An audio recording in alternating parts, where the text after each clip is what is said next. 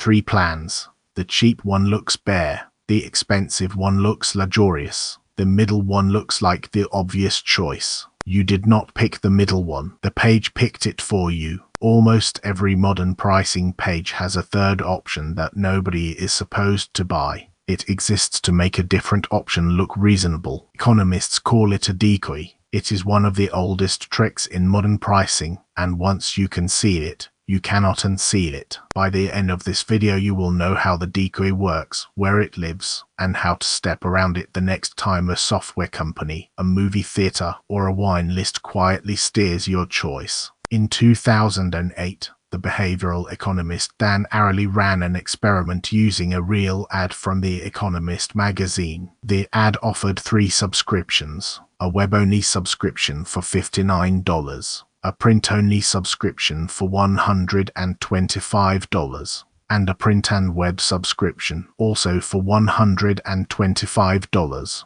Read that again. The middle option, print-only, cost the same as the third option, which gave you both print and web. No rational shopper would choose print-only on its own. Ariely asked 100 MIT students to pick. 16% chose web-only. 0 chose print-only. 84% chose print and web. The print-only option appeared to be useless, so Ariely removed it. He showed a second group only the 2 real choices, web at 59 and print and web at 125. With the useless option gone, 68% of students now picked the cheap web subscription. Only 32% picked the print and web bundle. The useless option was not useless. It was a decoy. Its job was to make the print and web bundle look like a deal, and it shifted real money. The Economist itself had been running that exact ad. The mechanism has a formal name in the academic literature.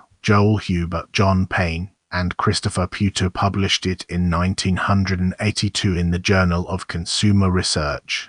They called it the asymmetric dominance effect. The shape is this. Take any 2 options that are hard to compare directly. Now add a third option that is clearly worse than one of the 2, but not clearly worse than the other. Suddenly the option that dominates the decoy looks better than it did before, and people pick it more often. A decoy does not have to be useless. It just has to be worse, on every dimension that matters, than one specific neighbor. That neighbor is the option the seller actually wants to sell. Once you know the shape, you start to see decoys everywhere. A movie theater popcorn menu. Small, $3.50. Medium, $6.50. Large, $7. The medium is the decoy. It is so close in price to the large that the large feels like a deal, and the average customer trades up. The cup costs the theater pennies. A SaaS pricing page. 3 tiers, side by side.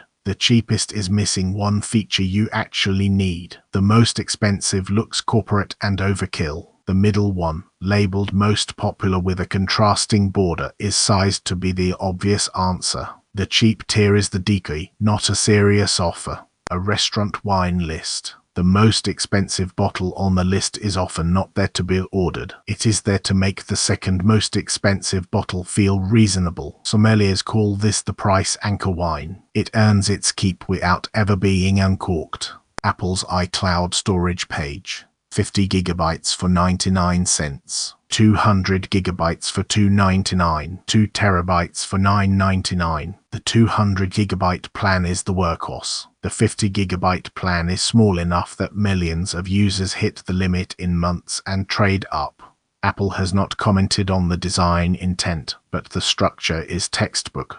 A decoy works on a single comparison. Disable the comparison and the trick stops working. First, ask what the cheapest option that meets your real need would cost on its own. Ignore the labeled most popular badge. Ignore the strike-through on the third option. If the cheap tier covers what you actually use, the decoy was not for you. Second, when you see 3 options of escalating price, look for a tier whose price is suspiciously close to a more expensive neighbor. That tier is almost always the decoy. The neighbor is what the seller wants to sell. Third, if you are buying on behalf of a team, software, seats, hardware, services, write down what you need before you open the page. Decide on the budget before you see the ladder. The decoy works because the ladder reframes your reference price in real time. The decoy is not a bug. It is a documented, repeatable mechanism with a 40-year academic history and an enormous footprint in retail, software, hospitality, and finance.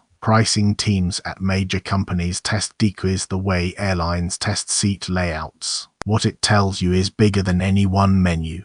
It tells you that the choice you are about to make is a designed object. Someone built the staircase you are about to walk up. The middle step is where they want you to land. The decoy is one mechanism. There are dozens. Drip pricing, anchoring, confirm shaming, the Roach Motel, negative option billing. We will name them one episode at a time. 3 plans. The middle one looks like the obvious choice. Now you know whose choice that was.